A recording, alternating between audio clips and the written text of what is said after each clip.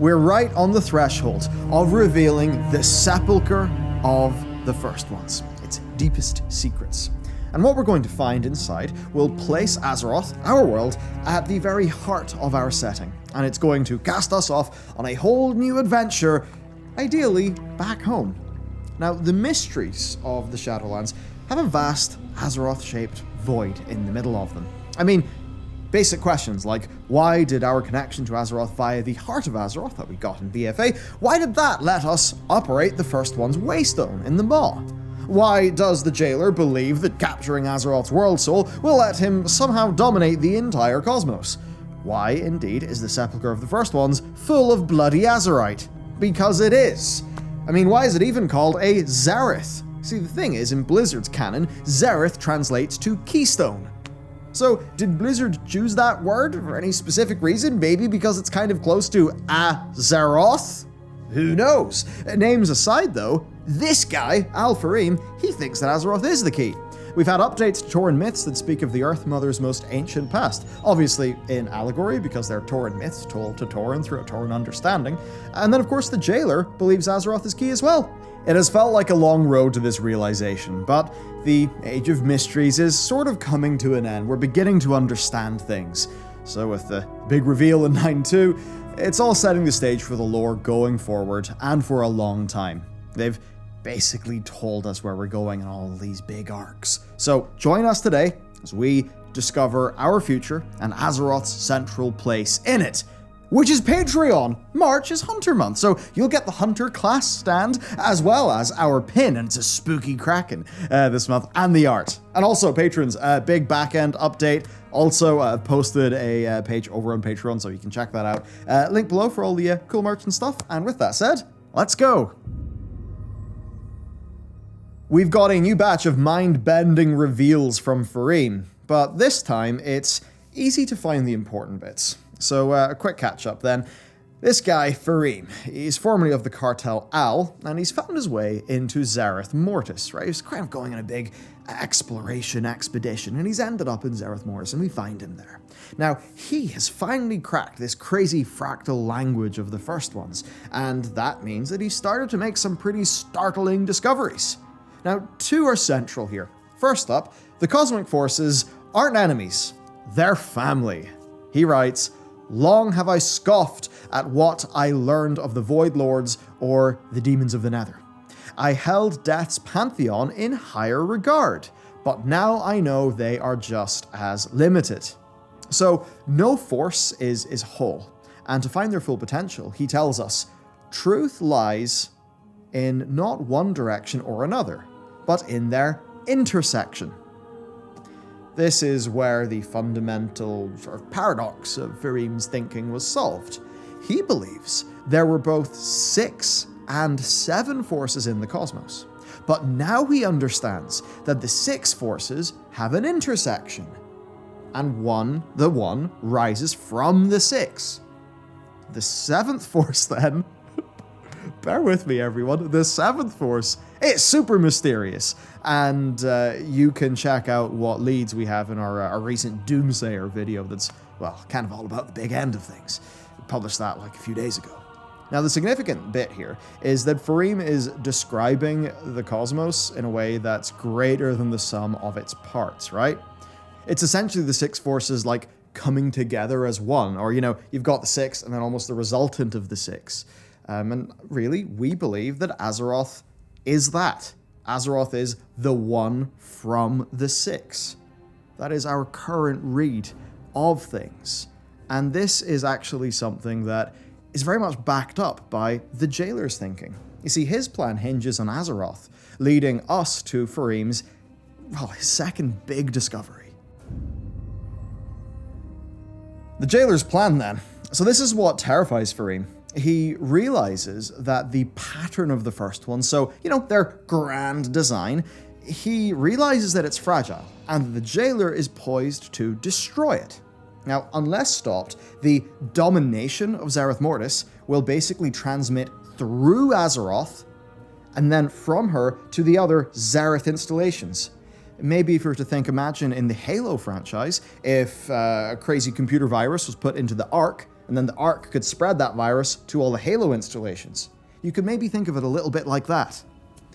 And this is precisely the Jailer's plan to change the nature of reality. He intends to dominate the Azeroth installation of every one of the 6. But to do that, he's got to get from Death to Azeroth and outward from Azeroth to the Azeroth installations. Now, what terrifies Firim is the possibility that the Jailer will cause a minor flaw in the pattern that could later be exploited. And there's very much just big foreshadowing here. So perhaps it will be the 7th Force or some Pantheon, say Void. Maybe they make their own move on the Xerath network via whatever weakness is left after all of Zovaal's very fun tomfoolery. But this all brings up a huge question about this idea of a cosmic war. Will Void make their move? Or are Light and Void actually family that need to be reunited? And that's not a crazy new idea, because in Legion, the talking dagger Xal'atath, well, she called the Naaru beloved brethren. And there's also that thing, the Naaru are like light beings and they have a void state. You know, there's that. Now, whatever it is, the next time someone comes for Azeroth, we're pretty much going to know exactly why, because it's like Azeroth is the intersection of every cosmic force. She has a connection to every Xerath installation out there. Because if there's Azerite flowing around in Xerath Mortis, there's going to be Azerite in Xerath Vitae, the life one. Obviously, then you'd bring up Elune, who is a character from the Lifelands, or, the Life Plane with its, Xerath Vitae installation, and you're like, well, man, okay, it kind of actually starts to fit now. We can finally understand the framework of this cosmos, and I think once we've understood it, we can be like, okay, we know the lay of the land, now let's tell cool, characterful stories in that land, and we can stop all of the crazy hints and just chill. At least that's what I hope. At the end of the day, there's one thing that matters. Family. Firim is painting a picture that's a bit at odds with what we've come to expect in this big cosmic war, even though hints of it have literally been there since, Legion. Now, of course, we've been speculating on a light invasion from AU Draenor. That's been set up with Hyrel's interesting character development, let's just say, and all of the stuff with Turalyon. Another thing is, very recently on our channel, a return of the Void, which we think is pretty well foregrounded in the lore. And also, Christy Golden did kind of tweet sort of hinty things.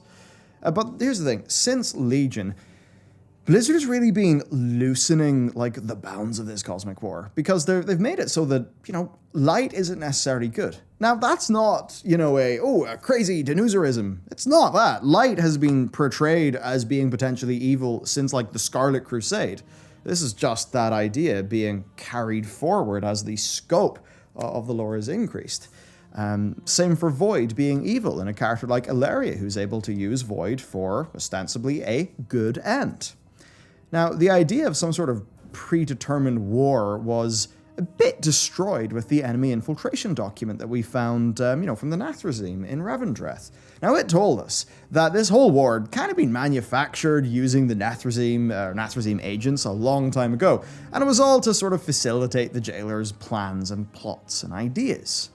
Now, yeah, the Nathrezim are, they're from the Force of Death, so the conflict is pretty natural, but it might not be permanent. You see, Firim actually understands the conflict, and this is what he says. The first ones parceled out their gifts to their children, so it should be no surprise they bicker with such jealousy. But the full majesty of the first one's creation can only be seen when we understand the whole thing as one. This comes back to the idea Firim says, what he puts forward of the 6, and from the 6 comes the 1, which we very much see as being Azeroth at the center.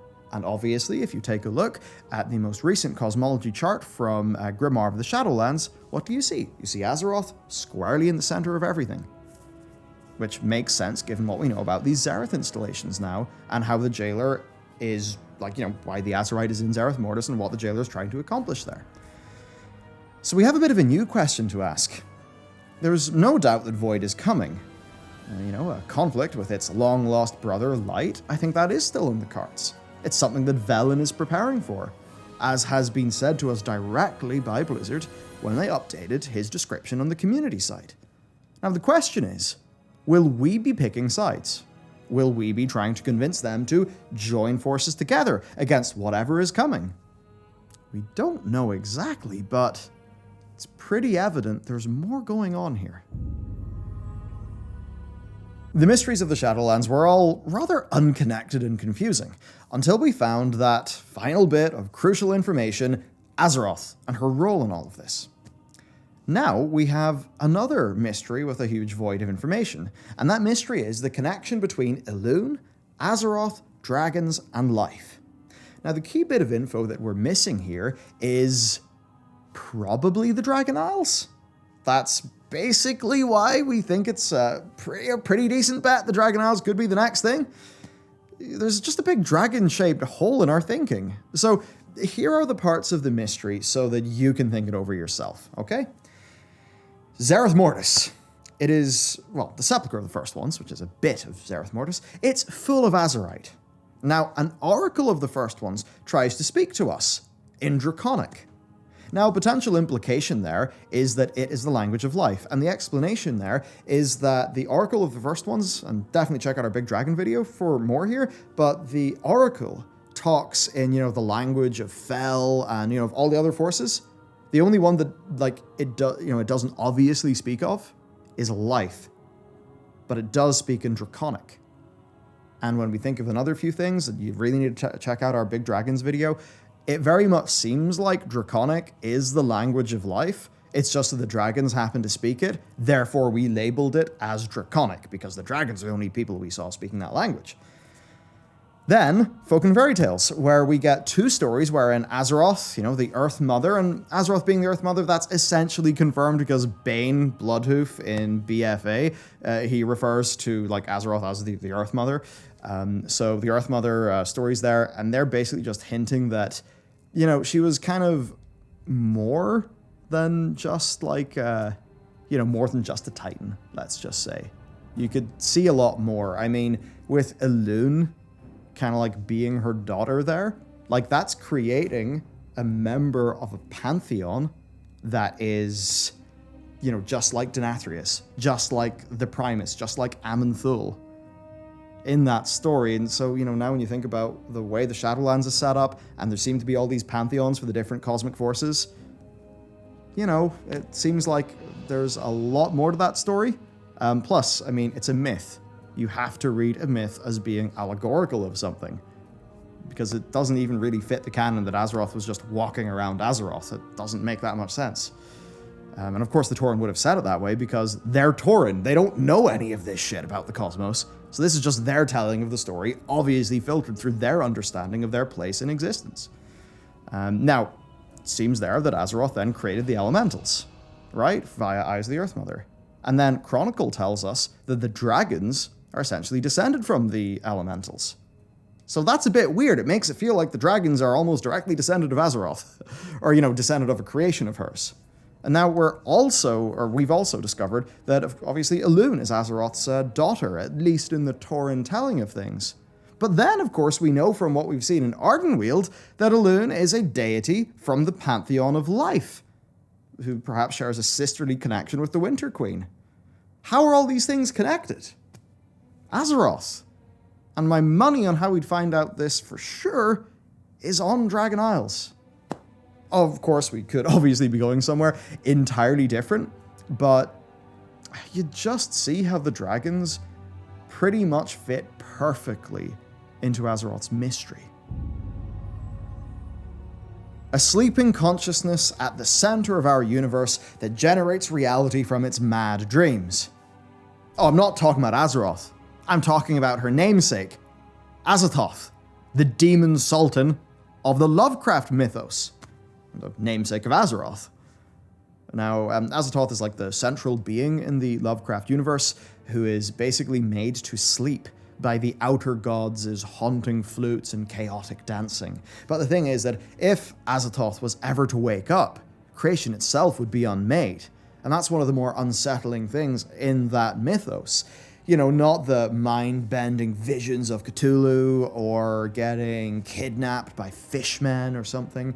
It's basically that evil formed the universe and could just as quickly destroy it. Now, as speculation circles closer and closer to some idea of an awakened Azeroth, we sort of have to start wondering what's in store. Blizzard are obviously not going to do some horrible creature like Lovecraft, no. I think we'll actually find Azeroth, our Earth Mother. I think we'll find that, she's been the place we've been for the last 2 decades. Someone who, even though this at times off-putting cosmic arc, even through that, we've understood Azeroth a bit more as a character. That's a lot of Magni's role. And I think when you bring everything together today, I think we can see that Blizzard are trying to build some aspirational story of hope, where, cooperation between these forces will be key. One where perhaps we will eventually meet the creator of everything. I mean, all bets are off whenever Azeroth wakes up. But I think it is going to be an aspirational, sort of story of hope. A journey where cooperation between all of these forces is ultimately key, and perhaps one where it turns out, Light's not as good as we thought, Void's not as evil as we thought. There's a lot more going on here, and it'll probably make sense eventually, probably. I mean, I don't know, but what I do know is that after Zereth Mortis, a lot of things start to fall into place. A lot falls into place of the weird state of the lore right now. And once that puzzle fits together, I mean, where Blizzard goes from that, all bets are off. It could be absolutely mad stuff. I mean, one of the fun leaks, probably fake, was that Azeroth would basically wake up, but be a bit like Lilu from The Fifth Element. Which could be one way to do it. Because obviously, if Azeroth, just wakes up and it turns out we've been living in an egg the whole time, I mean, that'd be pretty bad for us, so they probably can't wake her up like that. Hard to say, but the very fundamental thing in this video is the 6, the one that comes from the 6, that's almost certainly Azeroth. There is Azerite in the Sepulchre of the First Ones, in Zereth Mortis, which is the Zereth installation of the Plane of Death. There are other Zereth installations in the other planes. And Zovaal, for whatever reason, why Azerite is in the Sepulchre of the First Ones, in Zereth Mortis, he can get to the other Zereth installations by getting the soul of our world, Azeroth. Which certainly does place her in the center, doesn't it? So that's the video. Let me know what you think. And I guess let me know if you have been a bit skeptical of a lot of the recent lore, which, look, being real with you, I totally have as well. Really. Here I try to present we're trying to work out, what are they thinking over there at Blizzard? How does it all fit together? And what could it mean for the future? Like, that is what we do with these speculation videos. But my sort of thing to you is, once all these pieces click together, and we kind of get what the overall cosmology is, do you think we can go back to just telling regular stories? Because I certainly hope we can. Let me know. Thank you very much for watching today's video. And if you want something else, this. Or maybe it's over there, who knows, but our video on the dragons, I think you'll like it a great deal. See you next time.